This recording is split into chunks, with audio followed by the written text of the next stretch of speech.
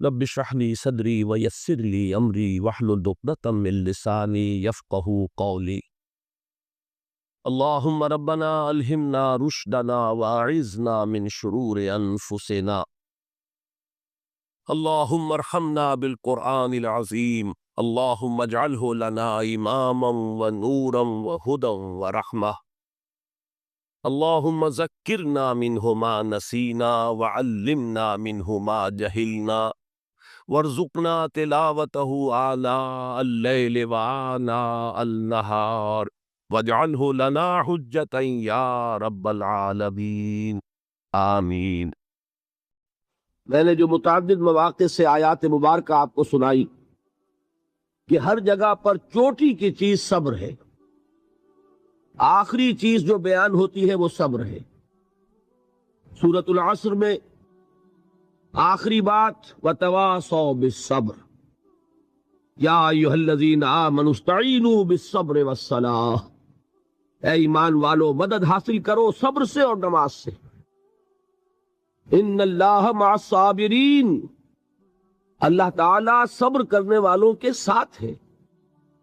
اور پھر آگے چل کر وَبَشِّرِ الصَّابِرِينَ الَّذِينَ إِذَا أَصَابَتْهُمْ مُصِيبَةٌ قَالُوا إِنَّا لِلَّهِ وَإِنَّا إِلَيْهِ راجعون، اے نبی بشارت دیجئے، خوشخبری دیجئے ان صبر کرنے والوں کو کہ جن پر جب بھی کوئی تکلیف یا مصیبت نازل ہوتی ہے تو کہتے ہیں کہ ہم اللہ ہی کے ہیں اور اللہ ہی کی طرف ہمیں لوٹ جانا ہے۔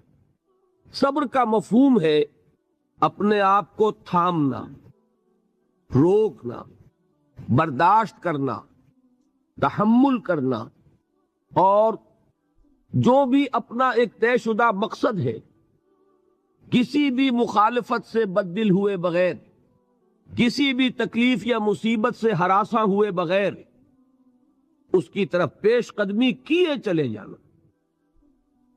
بڑی سخت سردی پڑ رہی ہے، فجر کا وقت ہے، گرم پانی کا اہتمام نہیں ہے، اب اس وقت فجر کی نماز کے لیے اٹھنا، ٹھنڈا پانی اگر ہے تو وضو تو کرنا ہوگا، اس ٹھنڈے پانی سے وضو کرنا، اس وقت لحاف سے نکلنا ہی بہت مشکل، ٹھنڈے پانی سے وضو کرنا اور مصیبت۔ یہ جب تک انسان میں صبر کا مادہ نہ ہوگا ممکن ہی نہیں۔ اس کو کہیں گے صبر علی الطاعہ، اطاعت پر صبر کرنا۔ ناگواری محسوس ہو رہی ہے لیکن اس ناگواری کو برداشت کرتے ہوئے انسان اللہ کے حکم کے اوپر جمع رہے، اللہ کے حکم پر عمل کرے۔ یہ کیا ہے؟ یہ صبر ہے۔ اگر یہ صبر نہیں ہے تو ظاہر بات ہے کہ انسان اللہ کے اس حکم پر عمل نہیں کر سکے گا۔ صبر کا مادہ نہیں ہوگا تو آپ کام نہیں کر سکیں گے۔ اور اسی کا ایک دوسرا رخ ہے، جب آپ دعوت حق کے لیے کھڑے ہوں گے پہلا قدم کیا آتا ہے؟ استہزاء، تمسخر، مذاق اڑانا، جس کی میں مثال اب دینا چاہتا ہوں محمد الرسول اللہ صلی اللہ علیہ وسلم کی شخصیت سے۔ دیکھیے ہم کیا اور ہماری بساط کیا، ہم کیا مبلغ ہوں گے، کیا داعی ہوں گے، ہمارے اپنے دامن پر داغ ہوتے ہیں، لیکن یہ کہ محمد الرسول اللہ کے دامن پر کوئی داغ تھا؟ ان کو تو سارے مکے والے الصادق الامین کہتے تھے، نہایت محبوب شخصیت تھے، ان کے لیے تو جا صادق، جا الامین، یہ الفاظ سننے میں آتے تھے، آنکھوں کا تارا۔ لیکن جب آپ نے دعوت اب شروع کی، اب قرآن مجید میں دیکھیے کسی نے کہا مجنون ہو گئے، دماغ خراب ہو گیا، پاگل ہو گئے، اجی شاعر ہے، کچھ شعر جوڑ لیتے ہیں ہم پر دھوس جماتے ہیں۔ کسی نے کہا ساحر ہے، کچھ جادو سیکھ لیا ہے۔ یہاں تک کہ ایسے بدبخت بھی پیدا ہوئے، قرآن میں ہے ساحر کذاب، سحر کرنے والا جادوگر نہایت جھوٹا۔ یہ الفاظ کہے جا رہے ہیں کس کی شان میں؟ محمد الرسول اللہ صلی اللہ علیہ وسلم۔ قرآن میں نقل کیا گیا یا ایھا الذی نزل علیہ الذکر انک لمجنون۔ کبھی آپ نے اس کا ترجمہ سوچا؟ اے وہ شخص، دیکھیے تصور کیجئے حضور جا رہے ہیں، تشریف لے جا رہے ہیں، کسی دعوت میں ہے، تبلیغ میں، یا ویسے ہی تشریف لے جا رہے ہیں، اور کوئی ایک جمگھٹا ہے لوگوں کا، ادھر سے فقرہ آتا ہے، تیر کی طرح لگتا ہے دل میں جا کر محمد کے صلی اللہ علیہ وسلم۔ اے وہ شخص جس کا یہ خیال ہے کہ اس پر کوئی ذکر نازل ہو رہا ہے، ہمارے خیال میں تو تمہارا دماغ خراب ہو گیا ہے۔ یا ایھا الذی نزل علیہ الذکر انک لمجنون، کہا کہ نہیں کہا؟ اور یہ نہ سمجھیے کہ حضور صلی اللہ علیہ وسلم کے قلب مبارک کو تکلیف نہیں ہوتی تھی۔ میں قرآن سے ثابت کروں گا، میں کہیں کوئی کہانیاں بیان نہیں کرنا چاہتا۔ قرآن نے کہا ہے وَلَقَدْ نَعْلَمُ أَنَّكَ يَضِيقُ صَدْرُكَ بِمَا يَقُولُونَ، اے نبی ہمیں خوب معلوم ہے صلی اللہ علیہ وسلم کہ جو کچھ یہ لوگ کہہ رہے ہیں اس سے آپ کا سینہ بھنجتا ہے، یہ جو گھٹن ہوتی ہے، صدمہ ہوتا ہے۔ أَنَّكَ يَضِيقُ صَدْرُكَ بِمَا يَقُولُونَ، ہمیں خوب معلوم ہے کہ جو کچھ یہ باتیں آپ کو سننی پڑ رہی ہیں، یہ کڑوی کسیلی باتیں، یہ جو فقرے چست ہو رہے ہیں، استہزاء ہو رہا ہے، تمسخر ہو رہا ہے۔ سورہ ہجر میں ہے، ایک جگہ کھڑے ہوئے لوگ قرآن کا مذاق اڑا رہے ہیں، بھائی فلاں آیت تم لے جانا، فلاں آیت میری ہوگی، اس کے ٹکڑے کر رہے ہیں، اس کے ٹکڑے حصے بکھرے کر کے قیمہ بنا کر ان آیات کا تمسخر اڑا رہے ہیں۔ ایک جگہ قرآن مجید میں مذکور ہے کہ فرشتوں کا مذاق اڑ رہا ہے، بھائی یہ دیکھو محمد نے کہا ہے صلی اللہ علیہ وسلم کہ جہنم پر تو کل 19 فرشتے ہیں، علیہا 19 قرآن میں آیت نازل ہوئی۔ ایک پہلوان کہتا بھائی 10 کو تو میں سنبھال لوں گا، باقی 9 کا تم انتظار کر لو۔ یہ باتیں آ رہی ہیں حضور کے کانوں میں، کلام الہی کے ساتھ کیا سلوک ہو رہا ہے، مجھ پر کیا فقرے چست کیے جا رہے ہیں، مجھ پر جس طریقے سے استہزاء اور تمسخر کا رویہ اختیار کیا گیا ہے، دل بھچ رہا ہے، دل میں صدمہ ہے۔ دیکھیے سورہ نون ہے، اور میرے نزدیک یہ دوسری وحی ہے جو حضور پر نازل ہوئی ہے، اس کی ابتدائی آیات، نون والقلم وما یسطرون ما انت بنعمت ربک بمجنون وَإِنَّ لَكَ لَأَجْرًا غَيْرَ مَمْنُونٍ وَإِنَّكَ لَعَلَىٰ خُلُقٍ عَظِيمٍ فَسَتُبْصِرُ وَيُبْصِرُونَ بِأَيِّكُمُ الْمَفْتُونُ إِنَّ رَبَّكَ هُوَ يَعْلَمُ بِمَنْ ضَلَّ عَنْ سَبِيلِهِ وَهُوَ أَعْلَمُ بِالْمُهْتَدِينَ۔ نون، قسم ہے قلم کی اور جو کچھ یہ لکھتے ہیں۔ اے نبی آپ اپنے رب کی نعمت سے مجنون نہیں ہیں۔ یہ کیوں کہا جا رہا ہے؟ حضور کو جو صدمہ پہنچا ہے وہی نازل ہوئی ہے دل جوئی کے لیے، تسلی کے لیے۔ آپ کیوں برا منا رہے ہیں؟ اے نبی آپ کیوں صدمہ اور رنج اور اندوہ محسوس کر رہے ہیں؟ ان بدبختوں کے کہنے سے کوئی آپ مجنون ہو جائیں گے؟ مانتا بے نعمت رب کا بھی مجنون وَإِنَّ لَكَ لَأَجْرًا غَيْرَ مَمْنُونٍ، آپ کو جو یہ صبر کرنا پڑ رہا ہے، آپ کو جو یہ جھیلنا پڑ رہا ہے، اس کی وجہ سے آپ کو وہ اجر ملے گا جس کا سلسلہ کبھی منقطع نہیں ہوگا۔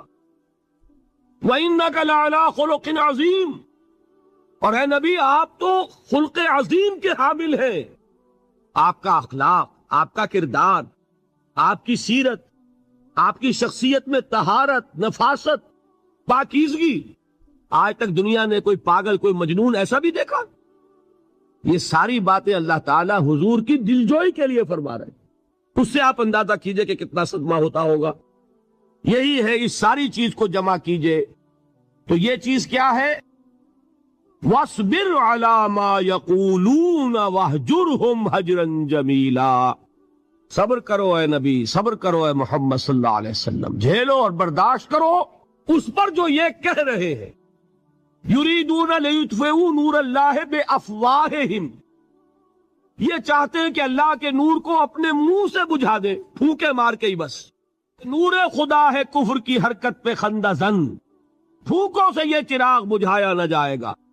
یریدون لیطفئوا نور اللہ بافواہہم واللہ متم نورہ ولو کرہ الکافرون، یہ چاہتے ہیں کہ اپنے منہ کی پھونکوں سے اللہ کے نور کو بجھا دیں، حالانکہ اللہ تعالیٰ تو اپنے نور کا اتمام فرما کر رہے گا، خواہ ان کافروں کو کتنا ہی ناگوار ہو۔ اس کی ترجمانی ہے نور خدا ہے کفر کی حرکت پہ خنددن، پھونکوں سے یہ چراغ بجھایا نہ جائے گا۔ یہی وجہ ہے، دیکھیے مکی صورتوں میں خود نبی اکرم صلی اللہ علیہ وسلم کو اتنے مختلف پیرایوں میں صبر کا حکم دیا گیا۔ کچھ مثالیں میں دے چکا ہوں، وَلِرَبِّكَ فَاصْبِرْ، اسی طریقے سے وَاصْبِرْ كَمَا صَبَرَ أُولُو الْعَزْمِ مِنَ الرُّسُلِ، اے نبی صبر کیجئے جیسے کہ صبر کیا ہمارے اولو العزم رسولوں نے۔ وَاصْبِرْ وَمَا صَبْرُكَ إِلَّا بِاللَّهِ، اے نبی صبر کیجئے اور آپ کا صبر تو اللہ ہی کے سہارے ہے۔ وَاصْبِرْ لِحُکْمِ رَبِّكَ، یہ سورہ نون جس کی ابتدائی آیات میں نے آپ کو سنائی، نون والقلم وما یسطرون ما انت بنعمت ربک بمجنون، اس کا اختتام کیا ہوتا ہے؟ وَاصْبِرْ لِحُکْمِ رَبِّكَ وَلَا تَكُنْ كَصَاحِبِ الْحُوتِ إِذْ نَادَىٰ وَهُوَ مَكْظُومٌ، اے نبی صبر کیجئے اپنے رب کے فیصلے کا، انتظار کیجئے اور اس مچھلی والے کے مانند نہ ہو جائیے۔ مچھلی والا کون؟ حضرت یونس علیہ السلام۔ مچھلی والے نے اپنے دینی حمیت اور غیرت جو تھی اس کی وجہ سے اللہ کے حکم کا انتظار نہیں کیا، اپنی قوم کو چھوڑ کر چل دیے۔ نبی کا، رسول کا یہ معاملہ ہوتا ہے، جیسے کہ آپ کو معلوم ہے کوئی افسر ہے کسی حکومت کا، وہ اپنی پلیس آف ڈیوٹی کو نہیں چھوڑ سکتا، he must stick to his place of duty. بڑے افسرز کے لیے تو یہ بہت بہت اہم بات ہے۔ تو اے رسول، جہاں آپ کو ہم نے تعینات کیا ہے آپ وہاں سے ہل نہیں سکتے کہ ذرا مخالفت ہوئی، لوگوں نے فکرے چست کیے اور آپ کہیں اور چل دیے، دفعہ ہو، یہ بات نہیں سننا چاہتے، میں کسی اور کو سناؤں گا، ہو سکتا ہے نا؟ ہم تو کرتے ہیں نا یہ، اس لیے کہ ہمیں تو اللہ نے کہیں تعینات تو نہیں کیا نا۔ اگر ایک جگہ کے لوگ بات نہیں سنتے، چلو بھائی ہم کہیں اور جائیں گے، وہاں بات سنائیں گے۔ لیکن رسول کا معاملہ ہوتا ہے جو اس کی پلیس آف اپائنٹمنٹ ہے، he cannot leave his place without the express permission of Allah سبحانہ و تعالی۔ آپ نے یہ سنا ہوگا، سیرت کی تقاریر میں پڑھا ہوگا کہ مدینے کی طرف ہجرت کی اجازت حضور نے تمام صحابہ کو دے دی، خود منتظر رہے جب تک کہ اللہ کی طرف سے اجازت نہیں آ گئی۔ حضرت ابوبکر پوچھتے رہتے تھے حضور اجازت آ گئی کہ نہیں؟ نہیں ابھی نہیں آئی۔ حضور اذن آ گیا؟ نہیں آیا، ابھی نہیں آیا۔ حبشہ کی طرف سب کو بھیج دیا، اجازت دے دی جو جانا چاہے چلا جائے۔ حضور کی صاحبزادی جو حضرت عثمان کے نکاح میں تھی وہ بھی ہجرت کر رہی ہیں، لیکن حضور تو نہیں گئے۔ رسول نہیں چھوڑ سکتا اپنی جگہ کو، یہاں تک کہ تمام تقریباً 100 صحابہ چلے گئے، حضور رہ گئے، حضرت ابوبکر رہ گئے، حضرت علی رہ گئے، اور حضرت ابوبکر پوچھ رہے ہیں بار بار اجازت آئی یا نہیں؟ نہیں ابھی نہیں آئی۔ حضرت عائشہ نے واقعہ بیان کیا کہ ایک روز اچانک دوپہر کے وقت ہم نے دیکھا کہ حضور نے اپنے پورے جسم کو ڈھانپا ہوا ہے، چہرے کو بھی کپڑے میں ڈھانکا ہوا ہے اور تشریف لا رہے ہیں۔ یہ اس میں تعجب کی بات یہ کہ عرب میں آج بھی آپ کو معلوم ہے کہ یہ چیز جو ہے ان کی روایات کے خلاف ہے کہ دوپہر کے وقت کوئی کسی سے ملنے جائے۔ یہ وقت جو ہے قیلولے کا ہے، آرام کا ہے۔ تو این ٹھیک دوپہر کے وقت تشریف لائے حضور، آپ نے آ کے حضرت ابوبکر سے فرمایا کہ اجازت آ گئی ہے۔ حضرت ابوبکر نے بہت خوش ہو کر ایک بات کہی، حضور میں نے 2 اونٹنیاں تیار کی ہوئی ہیں۔ یعنی اب آپ وہ تو سوچتے تھے نا شاباش ملے گی کہ میں نے تیاری کی ہوئی ہے، میں نے 2 اونٹنیوں کو خوب کھلا پلا کے فربا کیا ہوا ہے، بڑی توانا ہے تاکہ ہم تیزی کے ساتھ سفر کر سکیں۔ حضور نے توقف کیا، فرمایا ہاں ٹھیک ہے، 1 اونٹنی میں استعمال کروں گا لیکن میں اس کی قیمت ادا کروں گا۔ حضرت ابوبکر کی آنکھوں میں آنسو آ گئے، روتے ہوئے کہا حضور مجھ سے یہ مغایرت، کیا یہ جان اور مال کسی اور کے لیے ہے؟ آپ مجھ سے بھی کہہ رہے ہیں میری اونٹنی جو ہے وہ بھی بلا معاوضہ آپ قبول نہیں فرما رہے۔ یہ ہے محمد الرسول اللہ کی غیرت اور حمیت کا بات۔ اب دیکھیے ایک بات عجیب ہے، یہ ربط اپنے ذہن میں رکھیے، اللہ تو صبر کی تلقین کر رہا ہے اپنے رسول کو، اور رسول یہی تلقین کر رہے ہیں اپنے صحابہ کو، صبر کرو، جھیلو، برداشت کرو، ہاتھ مت اٹھانا، کوئی جوابی کارروائی نہیں ہوگی، بلکہ اپنے اوپر جھیلو جو کچھ جھیلنا ہے، ڈٹے رہو، پیچھے مت ہٹنا، یہ صبر ہے، لیکن ہاتھ اٹھانے کی اجازت نہیں۔ چنانچہ اب ذرا چشم تصور سے دیکھیے، ابو جہل اس نے جو بدترین روش اختیار کی، وہ ایک خاندان تھا حضرت یاسر، ان کی اہلیہ حضرت سمیہ، اور ان کے فرزند حضرت عمار رضی اللہ تعالی عنہم۔ یہ غلام نہیں تھے. حضرت سمیہ تو کنیز تھیں لیکن یاسر غلام نہیں تھے. ان کی کہانی یہ ہے، واقعہ یہ ہے کہ یہ بہت نیک آدمی تھے. یاسر یمن کے باشندے.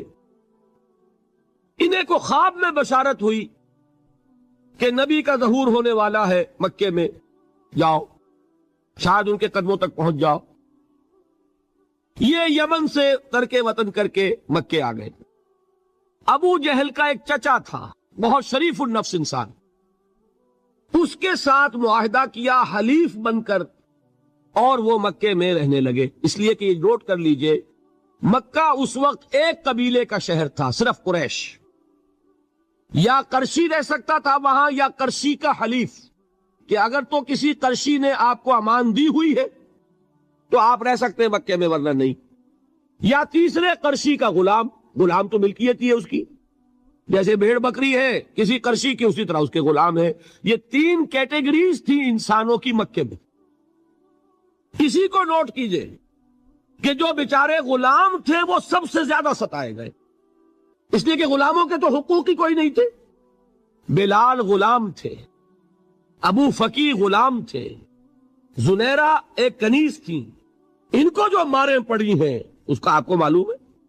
حضرت بلال کے ساتھ جو کو سمیہ ابن خلف نے کیا، کہ جس طریقے سے کہ حیوانوں کی لاشیں جو ہے کھینچ کر گھسیٹ کر لے جائی جاتی ہیں، ان کی گردن میں رسی ڈال کر گھسیٹتے، اسی طریقے سے حضرت بلال کے گردن میں رسی ڈال کر ٹھیک دوپہر کے وقت مکے کی سنگلاخ گلیوں کے اندر گھسیٹا جاتا تھا. نیچے زمین جل رہی ہے توے کی طرح، اور ویسا بھی ہوتا تھا کہ چت لٹا دیا، اوپر سے وہ آگ مکے کا کہ سورج جو ہے ذرا نوٹ کیجئے، آگ برسا رہا، نیچے زمین توے کی طرح جل رہی، اور ایک بھاری سل بھی لا کر جو ہے سر پر رکھ دی، چھاتی پر رکھ دی گئی ہے کہ آواز نہیں نکل رہی، جھاگ نکل رہے ہیں منہ سے. لیکن اس حال میں بھی احد احد احد، ایک ایک اللہ، قل هو اللہ احد، الفاظ نکل رہے. یہ ہے وہ صبر، صبر علی الابتلاء، صبر علی الایذاء. یہ ابتلاء اور ایذاء پر صبر ہے. جھیلو، برداشت کرو، اس توحید پر قائم رہو، محمد کی رسالت کے اقرار کرتے رہو صلی اللہ علیہ وسلم، لیکن ہاتھ نہیں اٹھانا. اب میں آپ کو بتا رہا تھا یہ تو غلام تھے، یہ جو تھے یاسر یہ حلیف تھے، غلام تو نہیں تھے نا. البتہ وہ ابو جہل کے چچا کی کنیز تھی یہ سمیہ، انہوں نے اجازت لے کر ان سے نکاح کر لیا. یہ تو کنیز رہیں گی. بیٹا جو ہوا وہ بھی ایک طرح سے